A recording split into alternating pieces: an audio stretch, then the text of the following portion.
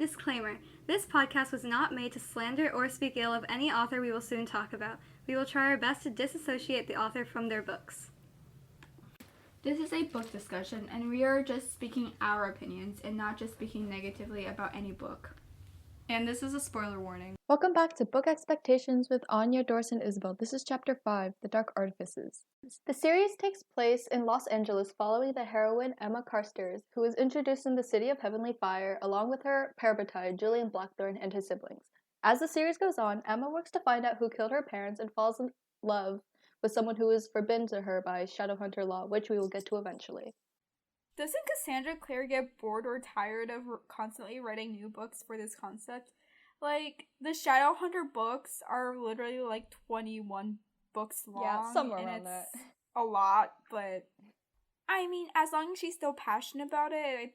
Yeah, it's nothing original. Like, after The Dark Artifices, it's just really not anything new.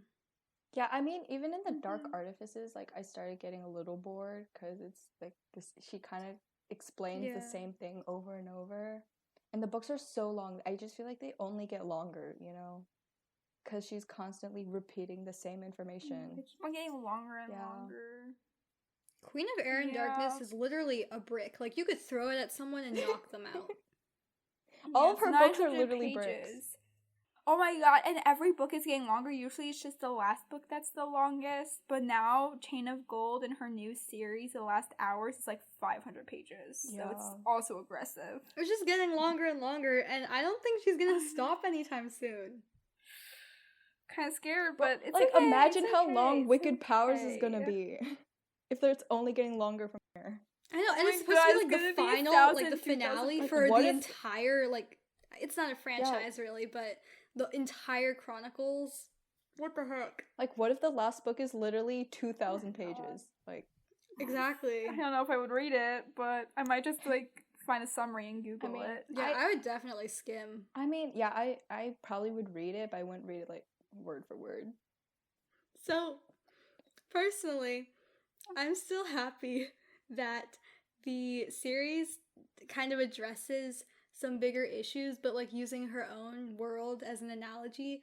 Like, white supremacy is kind of like the cohort was disgusted by downworlders, and also racism, kind of, you know? Yeah, there's a lot of stuff because it talks about like minorities. It's like a common theme between like all of her books, and I like how she wants to address like that type of problem in all of her books, you know?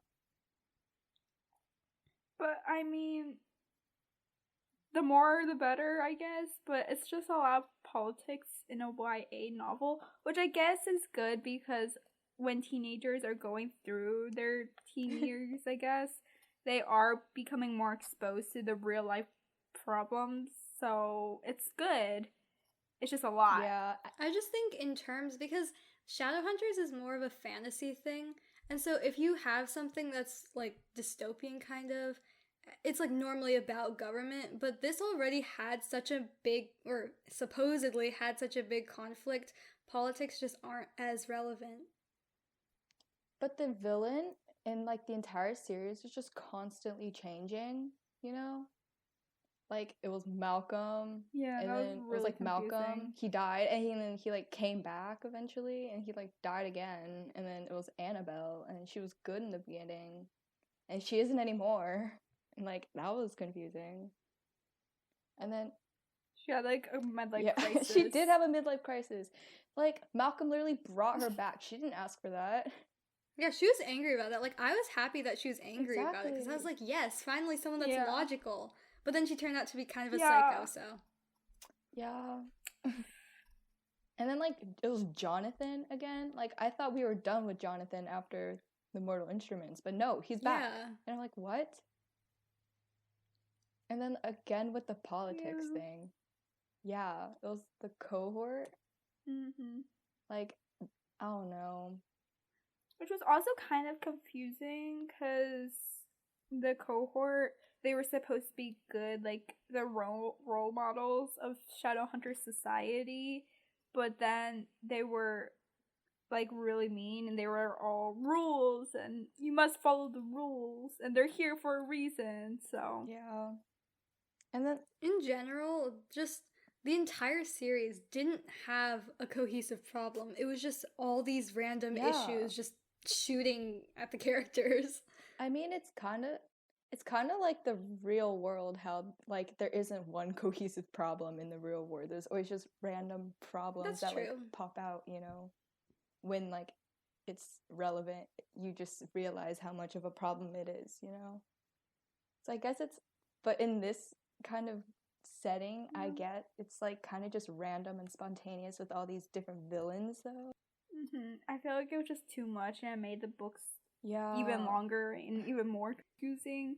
Like, what was Queen of Air and Darkness? It was literally just filler. Like, the majority of it was just filler. Yeah, it was 900 pages. It was so long. It was way too long. Yeah, it was longer than It was so long to read. And yeah. There's just so much random stuff.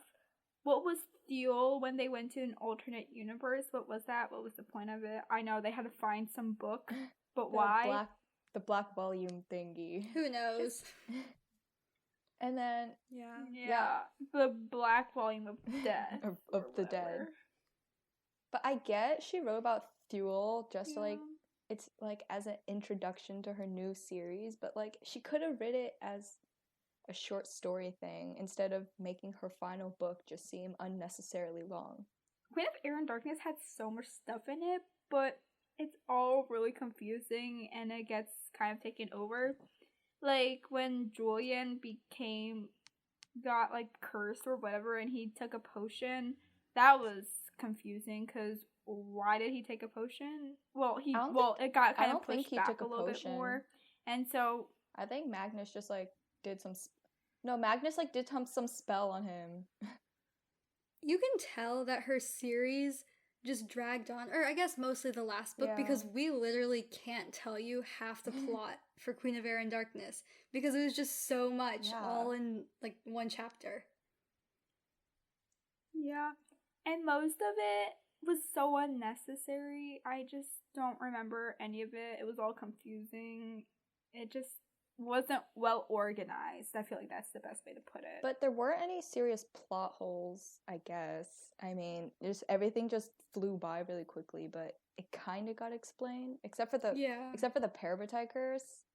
Like that was confusing. Like why did they like caught on fire? Yeah. And then they just they became angels or giants or something. Nephilim. Angel giants. The parabatai curse is that because parabatai get magic, I guess they become more powerful with their love for the other parabatai. But if they fall in love, then they become too powerful and they become, I guess they like lose their personality or identity and stuff. Don't they like explode or implode or something? Wasn't there a whole thing about that? Yeah, I'm pretty sure like it's because like really Emma was like I don't understand. Emma was like dying at some point, and then Julian's like no, and then they like caught on fire. So when it comes to the writing style, I think it just kind of stayed the same. But I mean, people do say it's improved over time, and I think maybe she got better at describing stuff. But that's mostly evident in graphic scenes, which is not always ideal. Yeah, I wouldn't have graphic scenes even more uncomfortable, but I wouldn't want more detail in the graphic scenes. That's not what I'm looking for. But the writing style is still overwritten, pretentious, obviously, as we've seen with the 900-page book. Yeah. Still salty about it. In my opinion, I don't think, I mean, for her most recent published series, like complete published series, it's just the character development isn't as good as you think it should be. I don't know, I didn't really like it. Yeah, she had like 2 whole series to develop her writing style, or, you know, how to like create these characters, and she kind of just like threw these characters into one series and didn't really develop them that much. And Emma is so snarky and useless. Like, Emma is the literal worst. But I mean, I guess it's cool because she's a snarky girl, which is the first in the Shadowhunter world. But it still annoys me. For me, I just hated that she had no personality. Like, at first her main goal was just to get revenge because her parents died, but she didn't even, like, I don't know, she didn't drive forward with that. Yeah. Kind of. That doesn't really make sense, but it just didn't seem like after a while she just seemed to kind of lose interest, and then every once in a while she'd be reminded, and I was like, okay. And then, like, the way Julian would describe her, like, he didn't even, like, describe her personality. He just described the way she looked and not her personality. I just think that Emma is clueless. She's the same age as Julian. She grew up with Julian. You would think that she would help Julian more with the kids, but she didn't. She put more pressure on Julian. She was more of a liability than help. She literally acted like his kid. Or I guess sibling, but we're not talking about it like that. Just like he had to take care of her rather than her helping him. I didn't mean it in a weird way. Yeah, she relies on Julian way more than she should at, like, the age she is at right now. How does she not know that Julian was, like, dying inside for the past 5 years while he was running the institute? She's literally his parabatai, but she didn't realize that Julian was overworked. He had to take care of his parents since he... Not parents, I'm sorry. Siblings since he was 12. But then his uncle started to go crazy, so then he took care of the institute. Like, come on, let that guy have a break. But no, Exactly. I'm just gonna put more pressure on you. Like all she did was train. And all she ever did, all she did was train. Yeah. Like, how is she the next Jace Herondale? Jace Herondale wasn't even that good. Exactly. Yeah, Jace was he was, I guess, useful, but annoying. Other than that, useless. We discussed this in our previous episode. If you want to listen, you should. And, like, she just, the only thing that she did was, like, catch her parents' killer, and, like, that's it. That's, like, all she did. Yeah, but, man, that's one grudge. Holding that for literally, like, 12 years? No, it was 5 years. 12? Oh, yeah. It was 5. I think. It's 5? It was 5. Because she was 12 years old. Oh, she was 12 years old when her parents died. Oh. I was thinking she was like 5 years old. I don't remember. Yeah, I don't remember either. Like, the only thing driving her was revenge, and that's not good. But I guess it's cool that she was imperfect. Yeah. Well, I mean, all the other characters were too, but... Why would she play Cameron's feelings like that? Like, her boyfriend before Julian, I guess? It's pretty obvious she didn't really care about him, yet she kept on leading him on, and it was just annoying. Yeah, and he, like, still went back to her. Like, does he not? I know. Like, he should know that Emma's not in love with him, and he still goes back to her. She was literally obsessed with Julian. Yeah, she just plays people's feelings.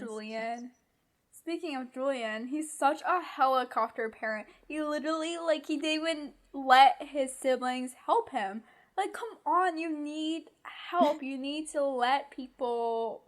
You can't just take care of everything. He would literally, like, clean and cook and, I mean, do chores.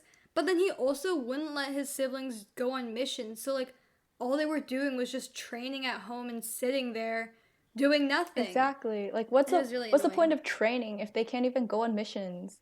But another thing with Julian is that he's really manipulative. Like, I know he did it out of love, but that's like his whole thing. That's like his whole thing where he's like, you know, because there's that one quote that I read where Kit was like, of course, Julian, like, came back from the Seelie realm with, like, the king or the prince owing him a favor or something. Because he was, like, really manipulative and stuff. I feel like Claire should have used that instead of making so many antagonists and having so many problems out of nowhere. She could have used Julian's manipulation as one of the things. But no, she had to add so much other stuff.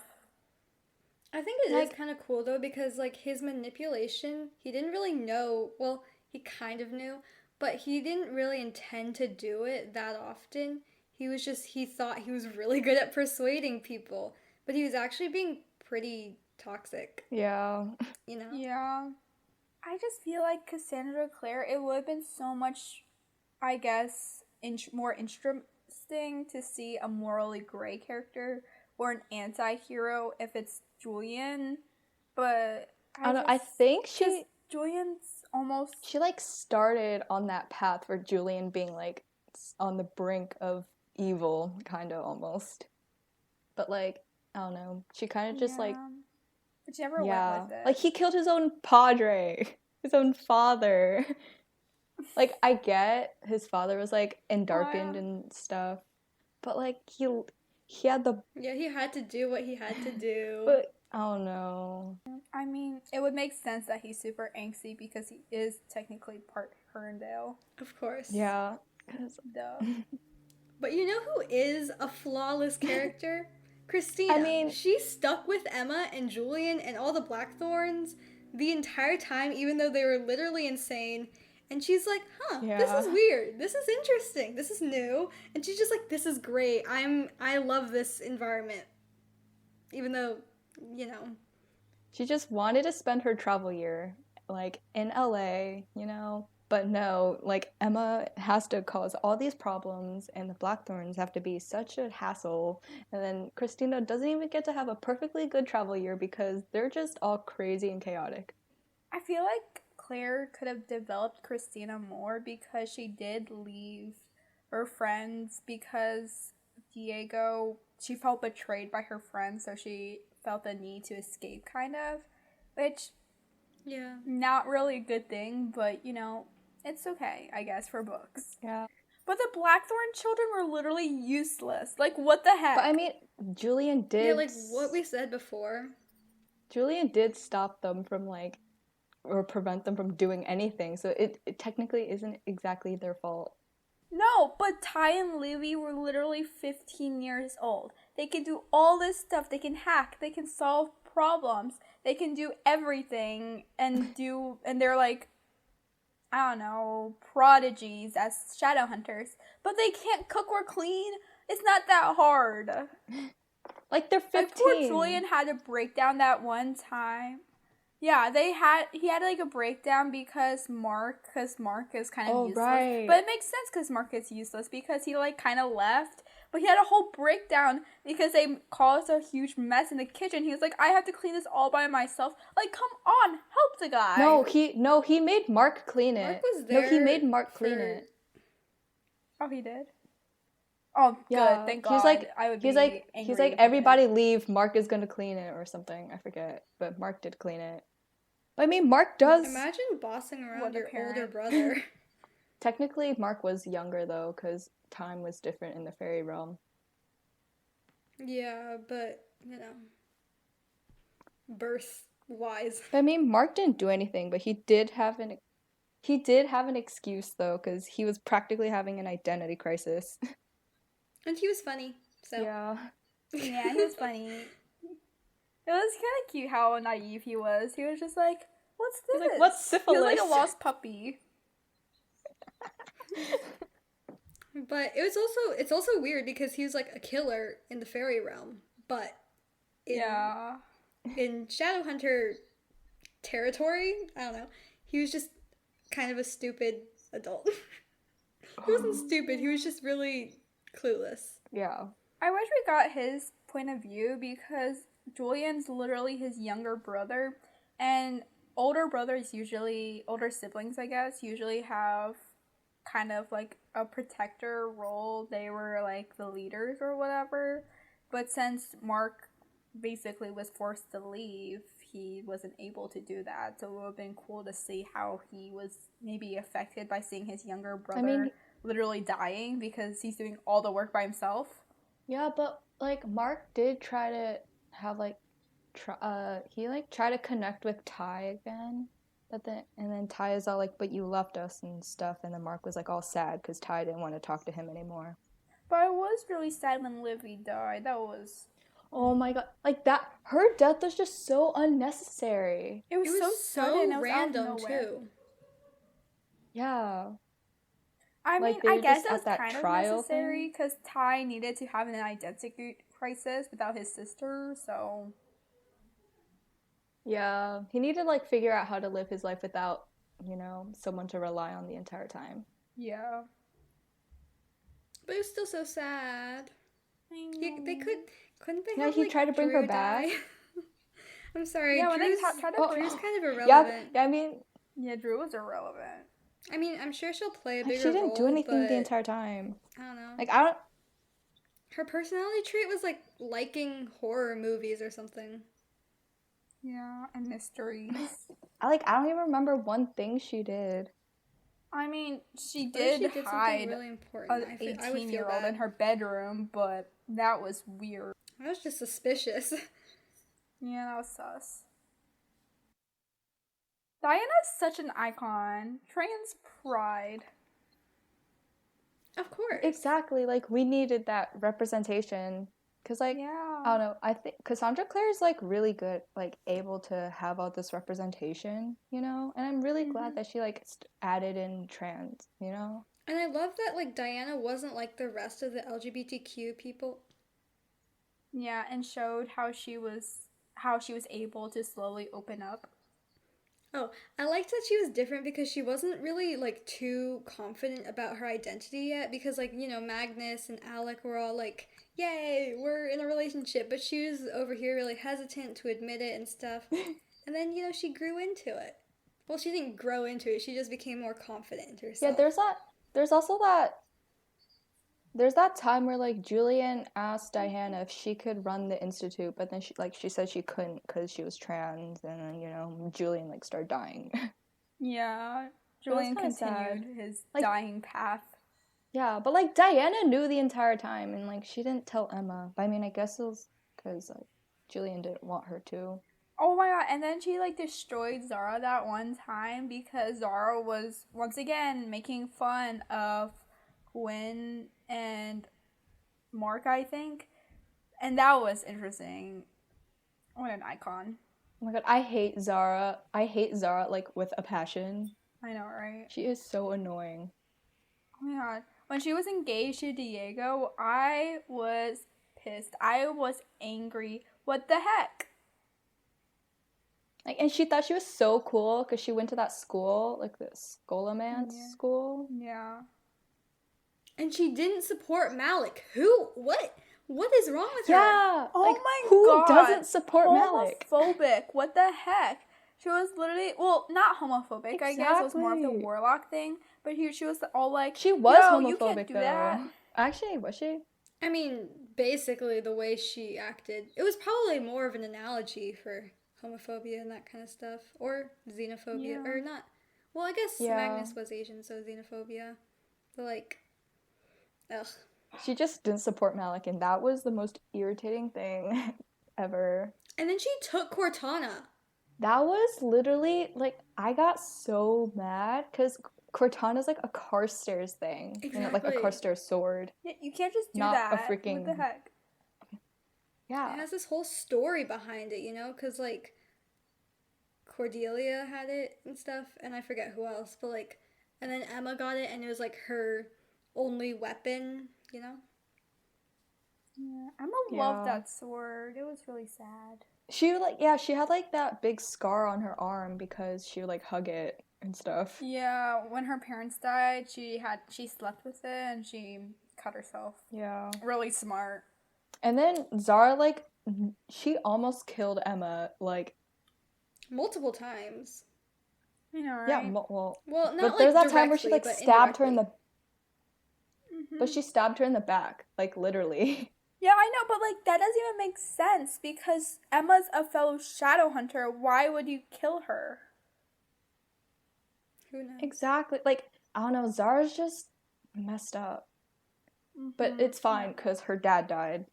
Oh my god, her dad is so annoying too. Horace.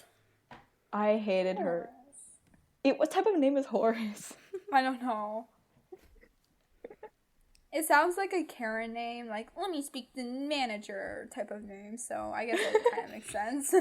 He, like, was that type of person. He was. Yeah, literally.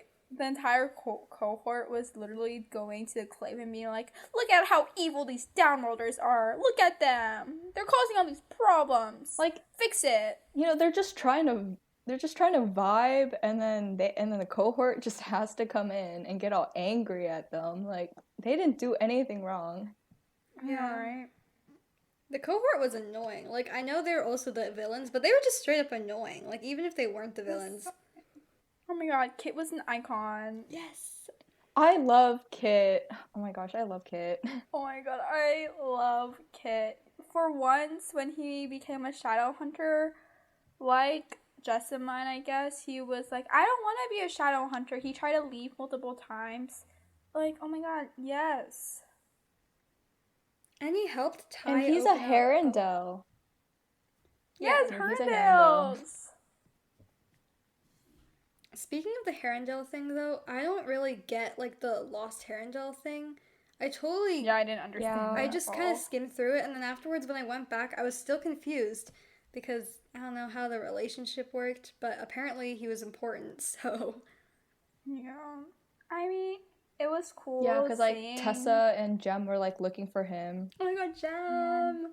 When Jem became a shadow hunter again. Sorry, that's off topic, but you know, pretty iconic. I know, right? And then they literally like took Kit with them and adopted him basically. Like, I love that. I know. Yep. And like when Kit first found out he was a shadow hunter, like he wasn't so annoying about it like Clary, you know? Yeah. Like he kind of just like denied it, you know? Yeah, he didn't was really like, what wanna do you be mean? I'm not a shadow hunter. hunter. I don't want to be a shadow hunter. Yeah, he's like, that's not my Yeah, identity. Like, but I then- was born as Kit, whatever his last name was. It was like something Rook. Yeah. Or maybe it was just Rook. Yeah. Yeah, I think it was like John. But I mean, Johnny Rook. no, Johnny Rook was not her, his father. Yeah. But Ty did like help Kit, you know, start to grow His to become a relationship shadow with hunter. Ty was so cute. I really liked it. That's a different Like- part. But he was able to help Ty like with his autism and stuff. Yeah, that was so you know, cute. and I love that. I mean, Ty in general is really nice because he has representation for autism. And it shows his struggles with it because because Shadowhunters in general, they don't really show off people with disabilities and stuff like that. So it's cool to see how he was able to adapt and overcome with autism because people treated him really badly. It was so annoying. Yeah. Yeah, they like treated him like he was really stupid. And then there's that thing where Julian didn't want Ty to like get taken by the clave because they probably would have like just left him off in some random like place and then like wouldn't care about him anymore because they probably thought he was like weird or messed up and stuff. And you know, Yeah. But Ty was so smart. it's sad. Oh yeah, Ty was really smart. That was cool to see. Like he can't control the fact that he has autism, so like the fact that the clave is like treating it like it's his fault is really messed up. Well, going back to Emma and Julian, like their relationship was just not healthy, like at all. Like I thought they were super cute. Like I thought they were cute at first when I read it, but then I thought about, you know, what was just going on in this trilogy. It was just toxic. It was not healthy. It was like random at times. Yeah, it started off so cliche, like I guess not one. Both best friends are in love with each other, but they don't want to ruin the thing. I mean, for Julian and Emma, it was kind of deeper than just ruining the friendship. It was like their lives. But it started off really cliche, and then it just got worse and worse and worse, and I was like, hold up, what is happening? And like, You know, it made me really uncomfortable with Julian's obsessiveness. Like, what the heck? Him literally painting Emma, having a whole separate room about it. Yeah. he like that painted was creepy. he like painted her naked too. Like, was Emma just not creeped out about Yeah, that? and then he showed her that. Yeah, and then Emma showed her was the paintings, out. and I was like, okay. And Emma's all like, "Oh my god, I can't believe you love Oh me." my Like, God. what? It was like, that's your biggest concern? Exactly. Yeah, I mean, they did have a thing on the beach, but then Julian was all like, yeah, but it doesn't mean anything. So Emma was sad about that. Yeah. And then she saw it and she was like, you do have feelings. Yeah, they kept on denying their feelings like throughout the trilogy, and it was just so frustrating. Yeah, and they constantly slept together, like in the most random locations at the worst timing. It was not healthy. Yeah, their relationship could be dialed down to like 50%. Probably more, like, and their relationship was just super distracting from the actual plot. Like, the entire time they're just pining for each other, and like, I didn't really care about all that, you know? I mean, YA does need a romance, but I felt it was a little much. It wasn't even cute. It was just It's forceful. uncomfortable. It was aggressive. They literally like, made me. It just escalated really fast, and there was no build up. Or I don't need build up. I'm just saying, like, it just had no explanation. Yeah, like, I don't know. Yeah. Because, I mean, I guess it kind of, well, they grew up with each other, but another thing, why did Julian agree to be parabatai? Like, I know that they were trying to keep Emma from leaving, but Julian already had a crush on her when he was 12. So, yeah. Why would he do that? Well, yeah, he just himself? didn't want Emma to leave, but, like, weren't there other ways to make her stay? Because doesn't she live in LA? They can't just, like, make her leave. No, they wanted her to go to Oh, the Shadowhunter right. Academy. And because she doesn't have parents. Right, but She But so was then an they were, like- orphan. And then when they were younger, they were like best friends, and then they would write on each other's skin. Oh. yeah. That like, was weird. Like, wasn't their family, Whispering like, is a thing. like, wasn't their family, like, why are they Yeah, just they were, like, stroking each stroking other? Yeah, like, weren't their family, like, creeped out about that? Or like, oh, no, it's just parabatai things. No, it's not. Yeah, it's just best friends. Yeah, and it takes so long to like write down each individual word. And then Julian was all like, yeah, but her writing on my hand speaks louder than anyone's words. I'm like, no. It just takes time. And like, It's just also, unnecessary. I can't even, like, if you were to write something on my skin, I wouldn't know what you were writing. I'd just be like, please stop. Yeah. And, like, they just do it severely uncomfortable. And they just, like, do it randomly. Like, they don't even, like, give them a heads up that they're just gonna start stroking each other's skin. Yeah. Like, you just start feeling, like, strokes. You're like, what is happening, you know? It's like, oh, I need to start paying attention. What's happening? Like, what if it's just some other random person just stroking your back and you think it's your parabatai? Like, And you're like, and they're writing some words, and you're like, that's such a deep message. I'll be like, wait, that's not an A. Why are they just writing random letters? And meanwhile, there's some pedophile literally stroking. Also, if Clary didn't come up with her birth control rune thing, yeah. then there would be a bigger issue than Thank God for that. demons and the multiple villains. Yeah, there would be a whole another other thing. There'd be a Because whole they other probably- problem on top of their other 5 billion problems. I like the representation for the polyamorous relationship between Mark, Christine, and Kieran. I think that was I interesting. mean, it was a little awkward to read about, you know? But Yeah, I don't think, I mean, there's nothing wrong with a polyamorous relationship. I just don't think Mark and Christina were the way to go, you know? Yeah. yeah, I didn't like Diego, but Christina had more chemistry with Diego than Mark, I guess. But, I don't know. And Kieran. And Diego was Kieran. just a jerk, though, so. Christina They and had Kieran their were even issues. weirder. Because Mark and Kieran had like a whole thing going on first, and then Christina was added. So I feel like that's kind of weird, if that makes sense. So Yeah. I don't know. I mean, I get how Cassandra Clare wants to add all this representation, but kind of just seems like, I don't know, it kind of felt random and forced that she wanted, like, representation for this polyamorous relationship. I liked the part where, I think it was near the end, where they were all dancing together. That part was cute, Yeah, though. then, like, they were sad that Kieran I don't really know how they would all three dance together. Like, but they, and then like Mark and Christina were really sad that Kieran had to leave. It was they were kind of on the back burner because Emma and Julian were a whole thing, so they didn't really get apart as much, but it's okay. Oh my god, I literally love Kit and Ty so much. I think they're so cute. And I'm so excited that they're gonna be Wicked Powers, but I literally have to wait like 6 years for it to come out or whatever, but you know. Yeah. I think it might be less, but yeah. Yeah. Well, I mean 6 years for it to like finish. Kit and Ty. Maybe. Yeah. They're literally the only healthy relationship in the Dark Artifices. But I mean, yeah. They're just unproblematic.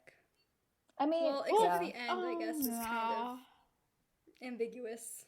But I'm like, when the end was interesting. When Kit and like Livy kissed, it was like kind of random. Like, I remember when I first read that. When I first read that part, I thought Livy and Kit were gonna be like endgame, you know, because.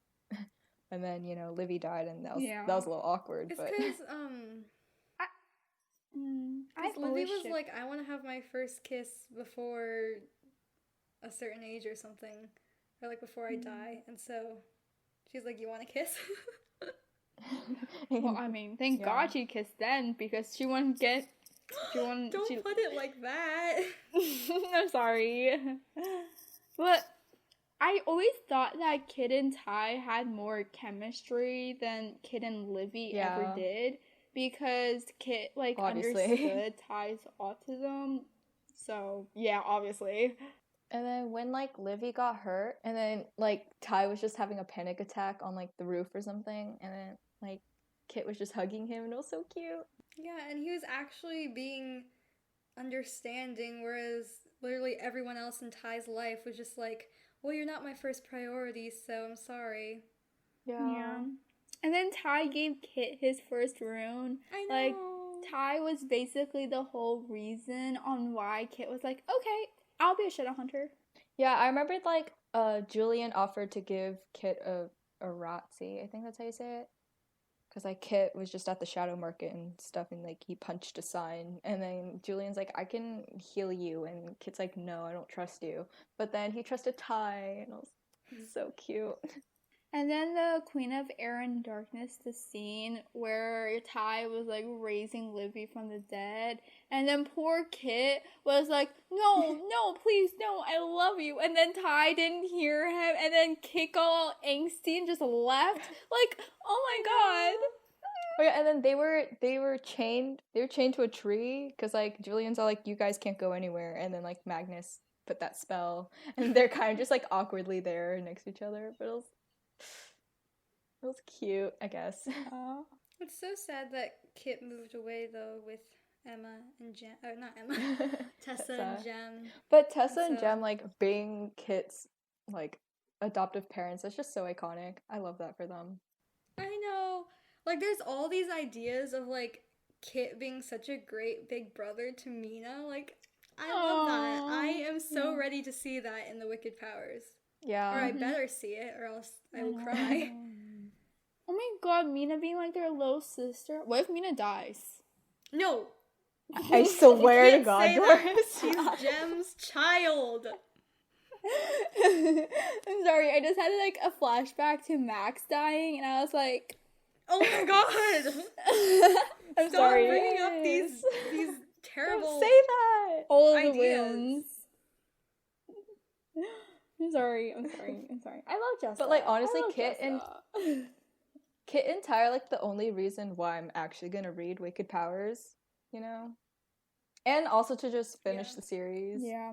I just need to make sure they are finally happy in the end. Yeah. I also kind of just want to finish, you know, the series. Because, like, we're so far into the series. Yeah, we put so much time and commitment. Yeah. Because the Wicked Powers is going to be, like, the last... like, the final end to the Shadowhunter world. And I want that, like... I want to see the end and feel good about it, you know? Yeah, the satisfaction of knowing that you've been, like, a part of this journey. Overall, even though The Dark Artifices was kind of a train wreck near the end, it was a better trilogy than The Mortal Instruments. Well, The Mortal Instruments isn't a trilogy, but it's a better series, and, it sort of worked out in the end, so... Like, the relationships could have been cute if, like, they just didn't go downhill. Well, mostly just Emma and Julian, but, Yeah. The characters were cool-ish. Yeah. Sort of. They were okay. They were better than the Mortal Instruments. That's Yeah, true. that's true. Thank you for listening to Book Expectations with Anya, Doris, and Isabel. Email us at bookexpectationspodcast@gmail.com. That is bookexpectationspodcast@gmail.com for any recommendations on what books you'd like to hear next. Make sure to join us next week when we discuss the Maze Runner trilogy by James Dashner.